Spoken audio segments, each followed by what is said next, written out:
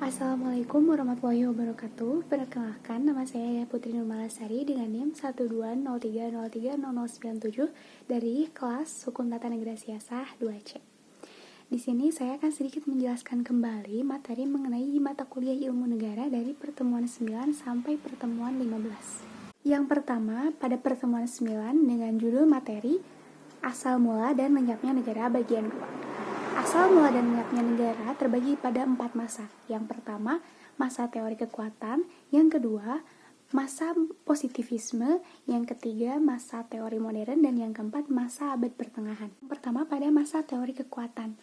Yang pertama ada teori menurut Oppenheimer, yaitu negara berasal dari alat golongan yang kuat bertujuan untuk menertibkan masyarakat. Yang kedua, menurut Otto von Guericke 1841 sampai 1921. Menurutnya, adanya sebuah negara atau munculnya sebuah negara adalah hukum organik. Tiga, menurut Karl Marx, negara hadir karena kepentingan yang dimiliki oleh pemodal golongan kuat pertengahan ke atas yang bertujuan untuk mengendalikan masyarakat, utamanya masyarakat dengan golongan menengah ke bawah. Menurut Harold J. Lasky, adanya sebuah negara atau lahirnya sebuah negara merupakan sistem produksi. Dan yang terakhir menurut Leon Duguid 1859 sampai 1928. Traité de droit constitutionnel powerful. Yang kedua yaitu masa positivisme. Masa positivisme terdapat Saint-Simon 1760 sampai 1825 dan Auguste Comte 1798 sampai 1857. Menurutnya negara hadir karena keterdesakan sekelompok masyarakat yang membutuhkan regulasi atau peraturan perundang-undangan atau juga membutuhkan sebuah hukum atau konstitusional yang tentunya bertujuan untuk menertibkan, membentuk sebuah kelompok masyarakat. Dengan tokohnya pada masa ini yang pertama ada Rudolf von Gering. Menurutnya Der Zweck in Recht, yang artinya negara adalah sumber hukum. Yang kedua, Eugen Ehrlich yang berpendapat bahwa negara merupakan sebuah eksistensi. Yang ketiga, Hans Kelsen berpendapat bahwa menurutnya negara adalah hasil dari monopoli, memaksa dan tertib hukum. Selanjutnya yaitu masa teori modern. Menurutnya, negara merupakan realisasi dari sekumpulan masyarakat yang tentunya membutuhkan figur untuk memimpin. Karena ketika adanya seorang pemimpin, maka dibutuhkan sebuah wadah untuk merealisasikan kepemimpinannya seorang pemimpin tersebut. Dan negara merupakan wadah untuk merealisasikan kepemimpinan yang dimiliki oleh seorang pemimpin tersebut. Dengan tokohnya pada masa ini yaitu Kanderbug dan Logeman. Terakhir, masa abad pertengahan. Masa abad pertengahan terbagi menjadi 2 periode. Yang pertama, pra-Renaissance dan yang kedua, pasca-Renaissance. Menurut teori ini, negara lahir karena ketidakadilan kepada sebuah tatanan masyarakat pada masa itu. Seperti dengan konsep bahwa konsep yang dominan seperti dominannya itu dengan kaum gerejawan atau agamawan. Sebagai contoh, di negara Prancis, kaum gerejawan dianggap memiliki peran penting atau dianggap memiliki lebih berkuasa daripada dengan kaum lainnya atau orang-orang yang lainnya. Selanjutnya yaitu lenyapnya sebuah negara. Lenyapnya sebuah negara terbagi menjadi 4 teori. Yang pertama, teori organis, yang kedua teori anarkis, yang ketiga teori Marxism, dan yang keempat teori makin tuanya sebuah negara. Yang pertama yaitu teori organis. Menurut teori ini, negara akan lenyap atau negara akan hilang ketika adanya sebuah perang atau habisnya sumber daya alam atau sumber daya yang negara miliki. Dengan salah satu jalannya yaitu menyerahkan negara ke negara pemenang. Dan yang kedua, contohnya ketika terjadinya bencana alam. Ketika sebuah negara tidak dapat mengembalikan suasana atau kondisi sebuah negara tersebut kembali kepada masa awal atau pada sebelum terjadinya bencana, maka sebuah negara tersebut akan mempunyai hutang ke negara lain sehingga dengan secara tidak langsung akan menyerahkan negara tersebut ke negara lain. Yang kedua yaitu teori anarkis. Teori anarkis. Menurut teori anarkis ini, negara akan lenyap atau negara akan hilang ketika adanya 2 macam, yaitu karena adanya pemberontakan yang biasanya berasal dari dalam atau intern. Kalau yang kedua, karena adanya terorisme. Terorisme itu biasanya berasal dari luar atau ekstern. Yang ketiga yaitu teori Marxism. Menurut teori ini, negara akan hilang atau negara akan lenyap ketika ada pemberontakan dari kaum proletar kepada kaum pemodal. Kaum proletar sebagai kaum menengah ke bawah, sedangkan kaum pemodal sebagai menengah ke atas atau golongan atas yang tentunya dapat dikatakan bahwa kaum yang berkuasa. Yang terakhir yaitu teori makin tuanya sebuah negara. Menurut teori ini terbagi menjadi dua penyebab. Yang pertama, karena mengurangnya usia atau karena makin tuanya usia negara tersebut sehingga negara itu sendiri tidak dapat mengelolanya lagi. Dan alasan yang kedua yaitu karena kehilangan unsur pembentuk sebuah negara. Seperti contohnya kehilangan wilayah atau menyusutnya suatu wilayah yang merupakan salah satu pembentuk dari sebuah negara. Selanjutnya yaitu materi pertemuan ke-10 dengan judul materi, tujuan dan fungsi negara bagian 1. Dalam materi ini terbagi menjadi 4 teori. Yang pertama menurut teori Lord Sang yang lahir di Cina. Menurut teori ini, sebuah negara yang kuat adalah negara yang mampu menciptakan negara yang adidayanya kuat secara eksternal, meskipun secara internal dapat dikatakan lemah. Dengan tujuan negara menurut teori ini mengekspos keadidayaan sebuah negara tersebut atau kekuatan sebuah negara tersebut secara eksternal, meskipun badan internalnya dapat dikatakan lemah. Yang kedua yaitu teori Niccolo Machiavelli. Menurut teori ini, tujuan dan fungsi sebuah negara yaitu yang pertama menciptakan ketertiban, keamanan, ketentraman antar negara dengan ekstern maupun intern. Yang kedua menjadikan sebuah negara yang adidaya atau sebuah negara yang kuat. Yang ketiga yaitu menjadikan bagaimana masyarakat tunduk akan undang-undang yang diciptakan oleh penguasa dalam sebuah negara, atau dapat dikatakan bagaimana membuat sekelompok masyarakat tersebut disiplin akan undang-undang atau peraturan yang ada dalam sebuah negara tersebut. Yang ketiga yaitu teori Dante Alighieri. Menurut teori ini terfokus pada dua hal, tujuan dan fungsi itu terfokus pada dua hal. Yang pertama, menciptakan perdamaian ketertiban sebuah negara dan antar negara, hingga menciptakan perdamaian dan ketertiban tersebut meliputi perdamaian dan ketertiban dunia. Sedangkan yang kedua yaitu membuat agama berada di bawah aturan sebuah negara, seperti di mana konsep kaum gerejawan yang mendominasi. Yang terakhir yaitu teori John Locke. Menurut teori ini, tujuan dan fungsi sebuah negara yaitu memberikan sebuah perlindungan, atau tujuan fungsi negara itu sebagai perlindungan hak asasi manusia bagi setiap warga yang ada dalam negara tersebut.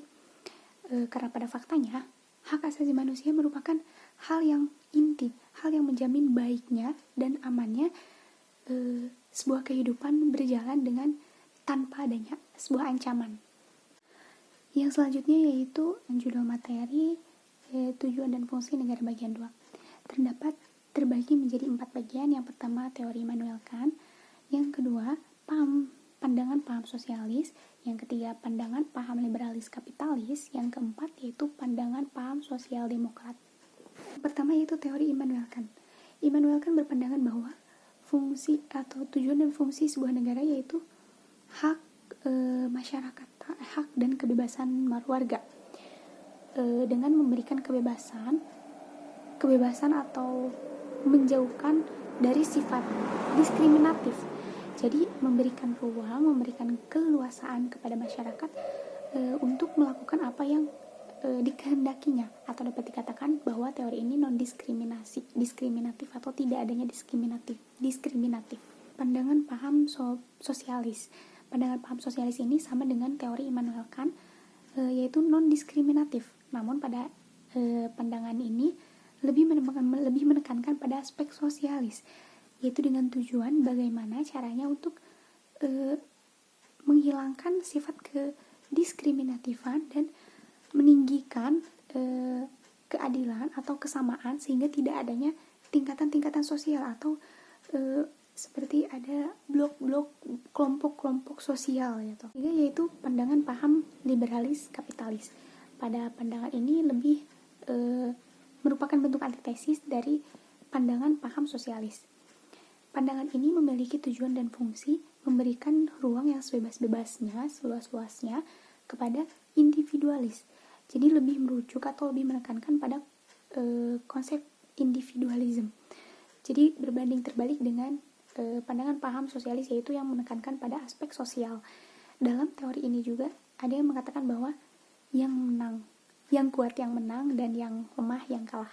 Pandangan paham sosial demokrat. Pandangan paham sosial demokrat ini merupakan antitesis dari pandangan paham liberalis kapitalis, di mana memiliki tujuan dan fungsi menciptakan kesejahteraan dan sebuah jaminan untuk kehidupan masyarakat yang tinggal di negara tersebut. Jadi bagaimana menciptakan sebuah kesejahteraan bagi masyarakat yang tinggal pada negara tersebut. Selanjutnya yaitu materi pertemuan ke-12 dengan judul materi yaitu tipe dan susunan bentuk sebuah negara. Secara umum tipe sebuah negara itu terbagi menjadi dua tipe. Yang pertama yaitu kesatuan atau unitary state. Terdiri dari beberapa model yaitu vertical management model, yaitu dipakai oleh Inggris dan Jepang. Yang kedua yaitu central representative model yang dipakai oleh Swedia, Spanyol, dan Denmark. Yang ketiga yaitu unification model Belanda, dan yang keempat yaitu mixed model dari beberapa model di atas, yaitu digunakan oleh Prancis. Dengan karakteristik yang dimiliki dari beberapa model tersebut yang telah dipaparkan sebelumnya, yaitu yang pertama satu konstitusi yang berlaku, yang kedua satu pemerintahan yang ada di tingkat pusat, yang ketiga satu kewarganegaraan, yang keempat satu pemerintahan yang merupakan subdivisi dari pemerintahan pusat, dan yang kelima dominasi pusat. Yang kedua yaitu bentuk tipe negara yang serikat. Yang pertama yaitu keinginan untuk membentuk ikatan yang terbatas, dan yang kedua yaitu perasaan sebangsa di antara kesatuan-kesatuan politik yang hendak ingin membentuk sebuah federasi. Dengan karakteristik pada tipe ini, yang pertama yaitu satu wilayah negara terdiri dari beberapa wilayah dari beberapa bagian negara-negara. Yang kedua yaitu hubungan antara pemerintah federal dengan pemerintah daerah bersifat kooperatif dan koordinatif. Sedangkan yang ketiga yaitu kedaulatan ganda. Yang selanjutnya yaitu materi pertemuan ke-13 dengan judul materi bentuk dan sistem pemerintahan. Bentuk pemerintahan terbagi menjadi 4 macam. Yang pertama yaitu bentuk autokrasi. Autokrasi merupakan bentuk pemerintahan yang dikendalikan oleh satu orang atau sedikit orang. Namun satu orang atau sedikit orang tersebut memiliki pengaruh yang besar atau mempunyai kendali yang besar dalam suatu pemerintahan. Itu oligarki, yaitu sekelompok orang yang menguasai pemerintahan dalam sebuah negara tersebut. Dan yang ketiga yaitu monarki. Monarki merupakan bentuk pemerintahan yang dipimpin oleh satu pemerintahan atau sama dengan sistem kerajaan, yaitu bersifat kekuasaan tunggal. Bentuk republik. Bentuk republik ini pemerintahan dikehendaki atau dikendalikan oleh masyarakat secara banyak, yaitu seperti yang mendominasinya itu masyarakat dalam sebuah negara itu sendiri. Selanjutnya yaitu sistem pemerintahan. Sistem pemerintahan menurut Mahfud MD yaitu sistem hubungan dan tata kerja antara lembaga-lembaga pemerintahan. Sistem pemerintahan tersebut terbagi menjadi dua, yaitu sistem pemerintahan presidensial. Dengan indikatornya yaitu kepala negara menjadi kepala pemerintahan, yaitu eksekutif. Yang kedua, pemerintahan tidak bertanggung jawab kepada parlemen. Yang ketiga yaitu menteri-menteri diangkat dan bertanggung jawab kepada presiden. Dan yang keempat yaitu eksekutif dan legislatif sama-sama lembaga yang kuat. Selanjutnya yaitu sistem pemerintahan parlementer. Dengan indikatornya yang pertama, kepala negara tidak menjadi kepala pemerintahan karena kepala negara dianggap sebagai simbol pemersatu bangsa. Yang kedua yaitu pemerintahan dibentuk dalam satu kabinet yang dipimpin oleh seorang perdana menteri. Yang ketiga, kabinet dapat bertanggung jawab dan kabinet juga dapat dijatuhkan oleh parlemen melalui sebuah mosi. Dan yang keempat yaitu kedudukan eksekutif lebih rendah dan bertanggung jawab pada sebuah parlemen. Contoh negara yang menggunakan sistem presidensi, sistem pemerintahan presidensil yaitu negara Indonesia, dan contoh negara yang menggunakan sistem parlementer, sistem pemerintahan parlementer yaitu Amerika Serikat. Autokrasi sendiri berasal dari bahasa Yunani kuno yang terdiri dari dua kata. Yang pertama yaitu autos yang berarti diri, dan yang kedua yaitu kratos yang berarti kekuasaan. Nah, jika diambil satu arti dari dua kata tersebut, jika kita satukan yaitu memiliki makna atau memiliki arti kekuasaan yang dipegang oleh seorang diri. Yang selanjutnya yaitu demokrasi. Demokrasi menurut secara etimologis berasal dari bahasa Yunani dari bentukan dua kata, yaitu demos dan kratos atau kratein.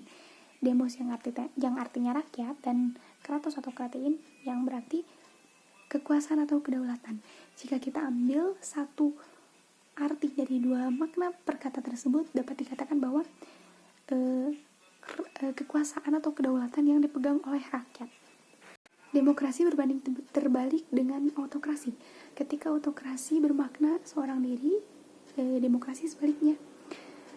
Demokrasi memiliki hak, semua orang memiliki hak untuk mengendalikan kepentingan masalah masyarakat atau kesejahteraan masyarakat, apalagi kepentingan masyarakat itu diutamakan dalam sistem demokrasi. Yang selanjutnya pertemuan yang terakhir yaitu pertemuan ke-15 dengan judul materi pembagian kekuasaan dan lembaga-lembaga negara. Yang pertama, pelaksanaan pembatasan kekuasaan. Teori menurut Maurice de Duverger terbagi menjadi 3 metode. Yang pertama secara langsung, yang kedua memperkuat atau menambah kekuatan yang diperintah, yang ketiga yaitu mengendalikan kelaliman para penguasa dari masyarakat. Yang pertama pada secara langsung, cara yang pertama itu adalah pemilihan para penguasa. Yang kedua pembagian kekuasaan, dan yang ketiga kontrol yurisdiksional, yaitu cara menambah atau memperkuat suatu kekuasaan yang diperintah. Dalam artian bahwa boleh dari pihak masyarakat atau dari pihak oposisi. Ketika kekuatan berimbang, maka yang terjadi akan saling kontrolisasi atau saling mengontrol keadaan kekuasaan dalam sebuah negara tersebut. Cara yang ketiga yaitu pengendalian kelaliman pihak penguasa dari masyarakat. Dalam hal ini berarti bahwa masyarakat memiliki peran untuk mengendalikan langsung pembatasan pelaksanaan kekuasaan tersebut dalam sebuah negara, baik secara eksternal maupun internal. Selanjutnya yaitu trias politika, yang berarti pembagian kekuasaan. Yang pertama, trias politika sudah ada sejak abad ke-16 yang lahir di Prancis. Pada abad ke-16 ini, ada pun beberapa fungsi kekuasaan. Yang pertama, fungsi diplomasi, fungsi diplomatik. Yang kedua, defensi, pertahanan. Yang ketiga yaitu finansi, keuangan. Dan yang keempat, fungsi justisi, keadilan. Dan yang kelima, yang terakhir itu fungsi polisi, keamanan. Yang selanjutnya yaitu menurut John Locke pada tahun 1632 sampai 1704. Dalam masa ini trias politika dikembangkan kembali oleh John Locke menjadi fungsi legislatif, eksekutif, dan fungsi federatif. Selanjutnya yaitu menurut Montesquieu pada tahun 1748. Dari bukunya yang berjudul L'Esprit de Lois atau The Spirit of War, dipertegas kembali pada tahun 1748 tersebut menjadi 3 fungsi, yaitu legislatif, eksekutif, dan yudikatif. Yang selanjutnya yaitu dikemas lagi trias politika tersebut menjadi 3, yang terdiri dari eksekutif, legislatif, dan yudikatif. Yang pertama, eksekutif yang memiliki kekuasaan untuk membuat undang-undang atau dapat disebut juga dengan rule making function. Dan contoh dari lembaga eksekutif sendiri yaitu presiden atau satuan kerja pemerintah. Yang kedua yaitu legislatif. legislatif memiliki kekuasaan melaksanakan undang-undang. Mengawasi pelaksanaan undang-undang itu dapat dikatakan juga dengan rule application function. Contoh lembaga legislatif ini yaitu DPR. Yang terakhir yaitu yudikatif. Yudikatif memiliki kekuasaan untuk mengadili atas pelanggaran undang-undang, atau dapat dikatakan juga dengan rule adjudication function. Dan lembaga yang ada dalam yudikatif tersebut yaitu Mahkamah Agung dan Mahkamah Konstitusi. Maka dapat diambil kesimpulan bahwa terdapat pelaksanaan pembatasan dan juga pembagian kekuasaan dalam sebuah negara, yang tentunya dalam trias politika. Konsep trias politika yang tadinya dari 5 indikator menjadi 3 indikator karena melalui beberapa periode yang terus dikembangkan oleh para ahli menjadi 3 indikator, yang tadinya fungsi definisi, fungsi diplomasi, fungsi finansi, fungsi justisi, dan fungsi polisi menjadi eksekutif, legislatif, dan yudikatif yang dipakai oleh trias politika, pembagian kekuasaan yang dipakai oleh sebuah negara yaitu negara Indonesia sendiri, dengan tentunya tidak menghilangkan unsur penting bahwa 3 indikator tersebut sudah mencakup unsur penting, unsur utama yang harus ada dalam pembagian kekuasaan sebuah negara. Alhamdulillahirrahmanirrahim, sampai pada akhirnya dari pertemuan 9 hingga pertemuan 15 sudah sedikit saya paparkan yang saya pahami dan saya ketahui. Mohon maaf atas kesalahan, kekurangan, karena saya juga masih belajar, mohon dimaklumi. Dan terima kasih kepada Bapak atas penyampaian materi yang telah Bapak sampaikan selama semester ini. Semoga saya dapat bertemu lagi dengan Bapak di semester depan. Mohon maaf sekali lagi atas kesalahan dan kekurangannya. Wassalamualaikum warahmatullahi wabarakatuh.